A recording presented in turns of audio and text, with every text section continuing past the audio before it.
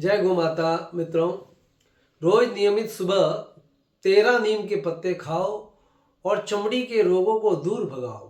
रोज सुबह 13 तुलसी के पत्ते खाओ, सर्दी खांसी दूर भगाओ। रोज सुबह 13 पुदीने के पत्ते खाओ, पेट की गर्मी और गैस को दूर भगाओ। रोज सुबह 13 कड़ी के पत्ते खाओ, दांतों के दर्द को दूर भगाओ, शुगर को दूर भगाओ, सफेद बाल की बीमारी को दूर भगाओ। और रोज सुबह 5 अमरूद के पत्ते खाओ, मसूड़ों और दांतों की बीमारी को जड़ से भगाओ। और 5 अर्जुन के पत्ते खाओ, दिल की बीमारी को दूर भगाओ। हरे कृष्णा।